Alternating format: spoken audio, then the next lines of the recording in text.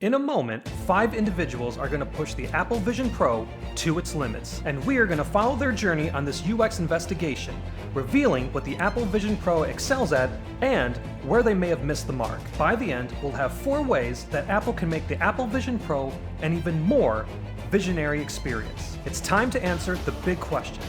Is the Apple Vision Pro good UX? Let's find out. And that was quite overly dramatic. Hey everyone, Blaze here. Today, we're stepping into the usability testing lab, and the Apple Vision Pro is under the UX microscope. We'll be doing a sort of reverse engineering of the Vision Pro's design and seeing how its choices match up with real users' experiences. If you like this kind of content, please consider liking, sharing, and subscribing. The Vision Pro is an amazing piece of hardware. It promises to revolutionize the apps that you use, to give you a theater-like entertainment experience, allow you to capture emotion-inducing 3D memories, while seamlessly connecting you with your loved ones, work colleagues, and your Apple ecosystem. Apple paints a picture of the Vision Pro being a world changer, and the attention is warranted. Apple put a ton of thoughtful work into its design, implementing eye tracking and hand gestures for navigation, completely overhauling app design, and even creating adaptive light and dark modes. It completely blew me away when I first saw it. It looked amazing on paper, but I wondered, how does all of that translate to the day-to-day user experience? To find out, I set up a research study and started recruiting some testers. And a quick disclaimer, this study was conducted independently and was not part of any kind of commission project. Participants were recruited from a pool of personal contacts, and the sample size was necessarily limited. So the findings presented here may not be reflective of the greater general population. So I contacted a group of people with varying levels of tech familiarity. I then sent out a pre-screening survey to gather information about them and see who would be a good fit. The Apple Vision Pro isn't a VR headset, at least not in its primary focus. Apple describes it as a standalone spatial computer. Think about it this way. VR headsets say, I'm going to take you somewhere else to another world, while the Vision Pro says, you're staying here, but I'm going to make here a really cool place to be. So for this survey, I need to collect some data that was more out of scope for the typical UX research study I might do. I wanted to know the typical stuff, the way that they use their mobile phones and their tablets, but I also wanted to understand what apps they use, what they use them for,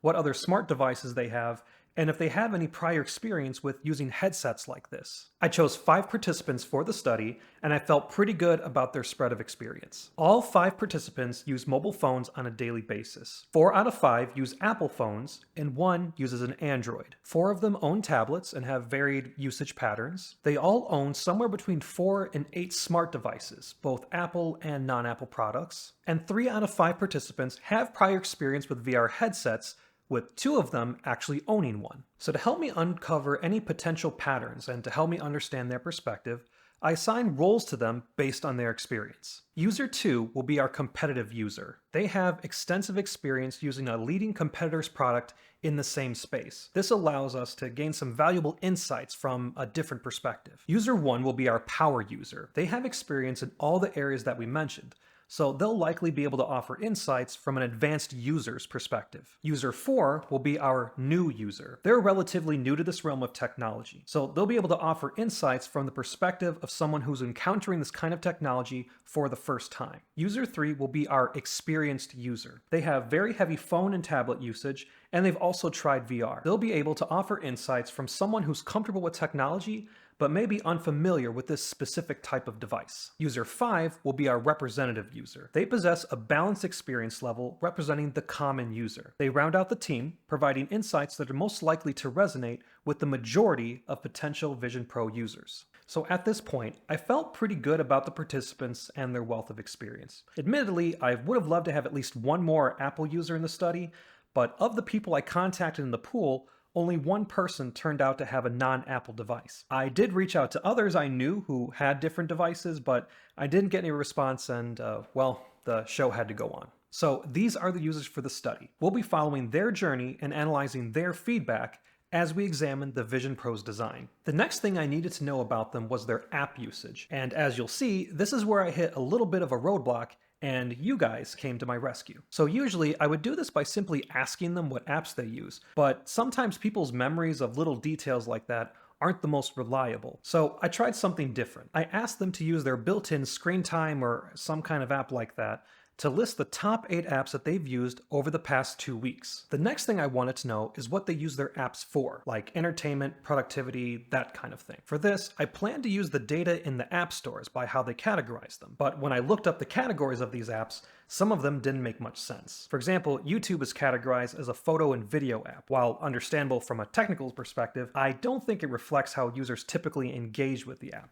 And that's where you guys came in. I needed to confirm my theory that the categories were not accurate, so I sent out 2 surveys, one to you and one to my pool. 16 of you awesome people responded to the survey, and the results were in. More than 90% of you said that you used YouTube for entertainment, and not one of you described it as being used as a photo and video app. And that was just one example. So thank you guys so much for helping me out with the data. You guys are awesome, and I'll be giving you a proper shout out at the end of the video. Now that that's done, we can get back to the apps that our users in the study use most often. As I'm sure you've noticed, every single participant said that they use YouTube. This is a pretty huge point. Also among that list was Instagram, Amazon, Spotify, and whatever it was that they used for browsing, messaging, and email. But here's the important question. Where does that land the Vision Pro? Well, not a great place. To briefly explain, the Vision Pro has 2 types of apps: Vision OS native apps and iPhone, iPad compatible apps. Vision OS native apps are designed from the ground up to work specifically with the gestures and eye tracking of Vision OS. The iPhone, iPad apps have the same designs as they do on your phone. They're not designed specifically for the Vision Pro, but they usually work fine, if not buggy at times. As of the time of this recording, the Vision Pro currently has native apps for browsing, email, and messaging, but it doesn't have any of the other top apps that users mentioned. Now, that doesn't mean that you can't access YouTube or Amazon. You can open them as websites in a Safari browser. However, whether or not websites work comfortably with the Vision Pro's gestures is unpredictable. So right away, we have our first design insight for Apple. Expanding the app library is crucial if they want to enhance the Vision Pro's user experience. If users can't use the tools that they rely on every day, it hinders their day-to-day experience and makes justifying the nearly $4,000 price tag quite a bit more challenging. Now, we can't blame this 100% on Apple. Ultimately, whether or not these apps are developed for the Vision Pro depends on those companies, but still, it is likely to be a user experience pain point. So now that we have our users and we've analyzed their daily mobile usage, it was time to find out what they considered intuitive navigation in VR spaces. For this part of the study, I did a little bit of a reverse engineering experiment. I compiled Apple's own training videos that showcase the various actions within the Vision Pro interface. I then showed these clips to our participants and asked them how they would perform those actions. Now remember, users 1, 2, and 3 all have prior VR experience, while users 4 and 5 have never even tried one before. So considering that, I divided the participants into 2 groups, those familiar with VR and those entirely new to it.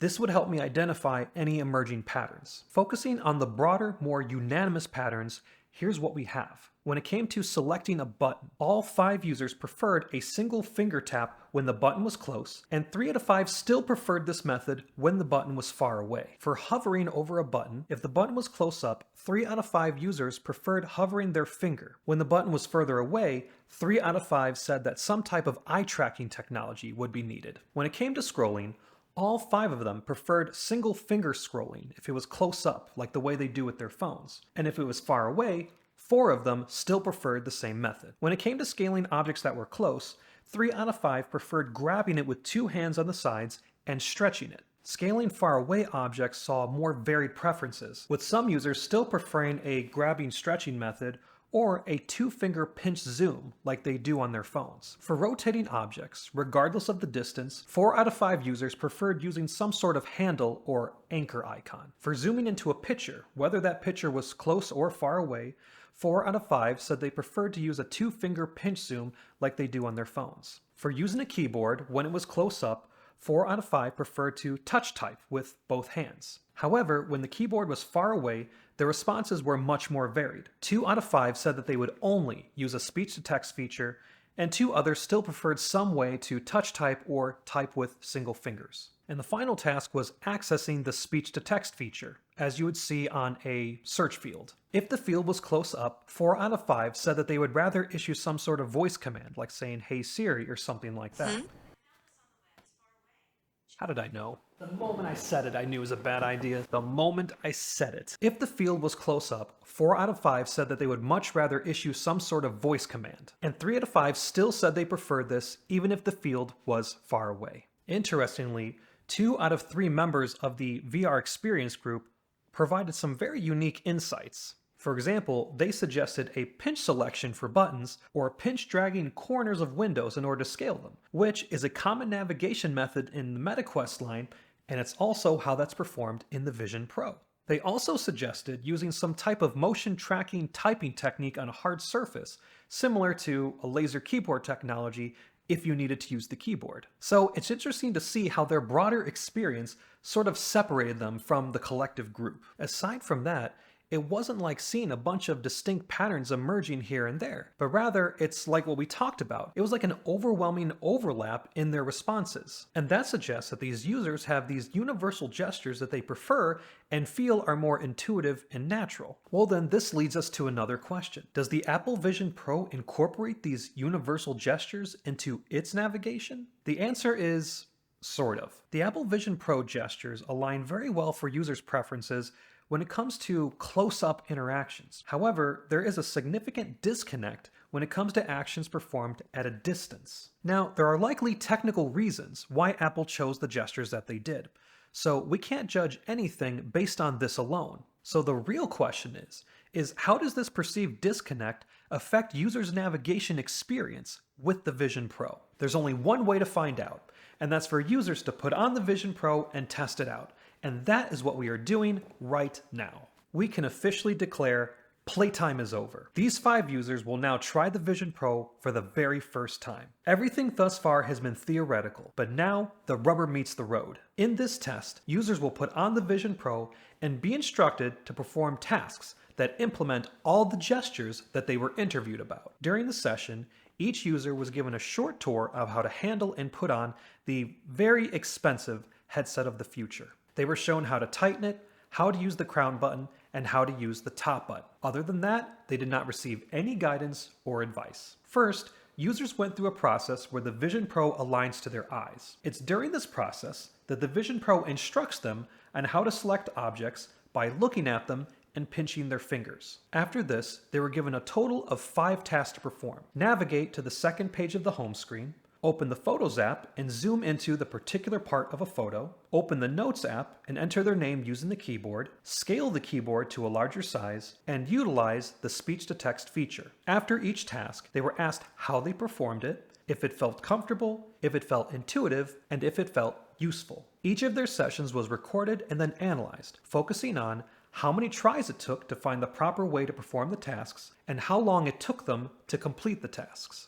Those errors and their feedback were then recorded in a map. If you look at the diagram here, everything you see in red is a mistake that a user made while trying to figure out the proper way to complete their task. As you can see, there were several patterns that emerged. So, what did the users say? One common complaint among users was discomfort with the device. Every user reported feeling discomfort due to the device's weight on their faces. They mentioned pressure on the cheeks and foreheads, and some experienced blurred vision during rapid head movements. And this is a common complaint reported by users outside of this study as well. It should be noted that this study used only the single mesh strap, and the device was scanned for my fit, which is double medium. Users were shown the dual loop strap after their sessions, and still said they would prefer the single mesh strap. But what they said they'd like to see is a dual mesh loop strap. So I would say there's our design solution right there. Apple should make a strap that not only goes over the top of your head,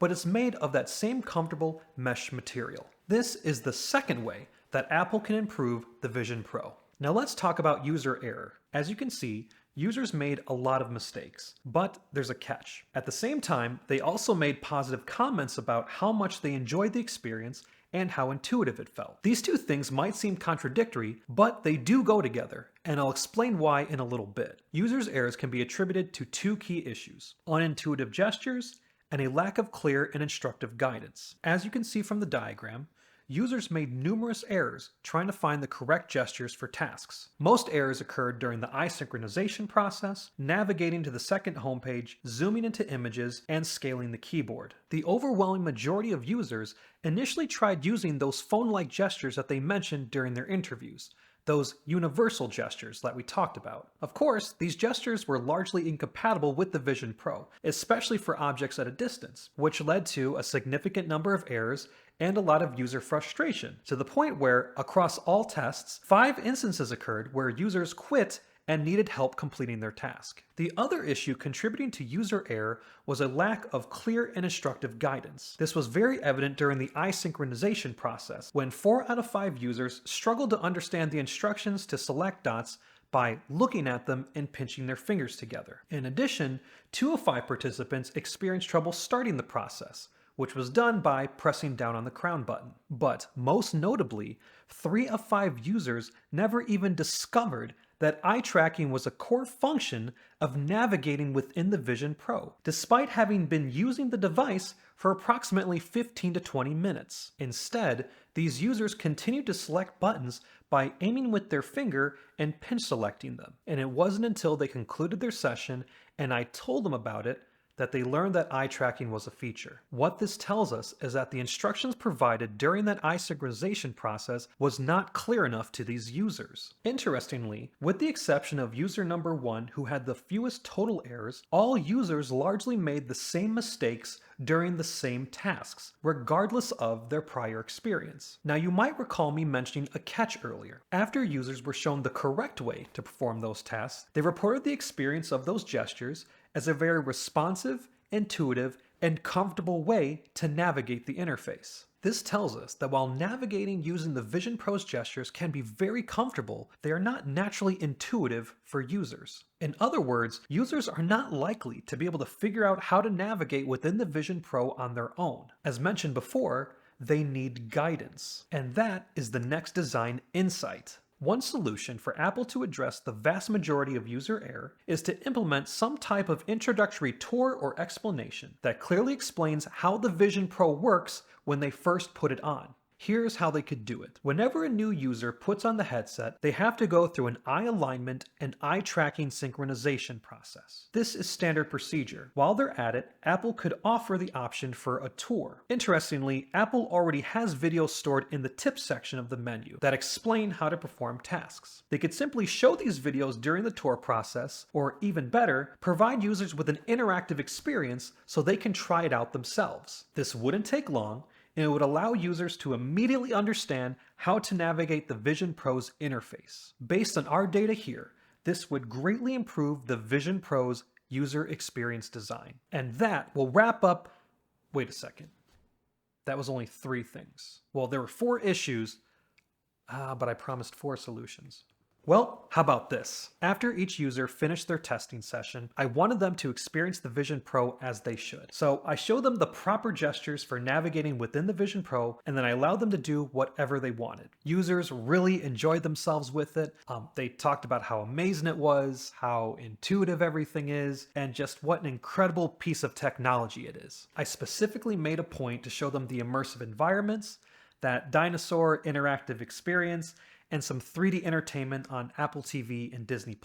Needless to say, they really loved the device. A few days after the testing sessions concluded, they were contacted and asked how much they would pay for the Apple Vision Pro. And here's what they said. Of course, they all expressed that the device was too expensive. But users number 1 and 4 both said they would be willing to pay a premium for the device. After further conversations with them, user number 1 seemed like the individual who would use the Apple Vision Pro in their day-to-day life. Also, based on their background and device preferences, I would say they're a very good candidate to be considered an ideal user for the Apple Vision Pro. And it's especially interesting to notice that user number 4, who was our new user, would be willing to pay a premium. So, the 4th way that Apple can make the Vision Pro a better user experience is to lower the price.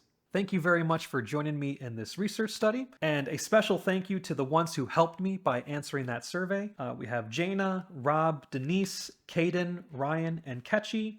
I can't use my real name, so just put ProSL. I'm just kidding. ProSL, Prashant, Vagelis, Ankush, Crustacean, someone had left their name blank. Amanda, Leo, Jonathan, and or the King. I really, really hope I pronounced your names correctly. Please forgive me if I didn't. So I hope you enjoyed it, watching it as much as I struggled to make it. The research stuff is the fun part. I'm a huge nerd for that side of it. Making the video is the difficult part, and it's the part that I'm still learning how to do. But I hope that you enjoyed it. I hope that you found it entertaining, and I hope that there was some educational value in it for you too. If you like this type of content, please like, share, and subscribe, and also comment down below. That's how you're my users, tell me the sort of things that you want to see more of. Until next time, I am Blaze, or at least that's what they always call me. See you soon.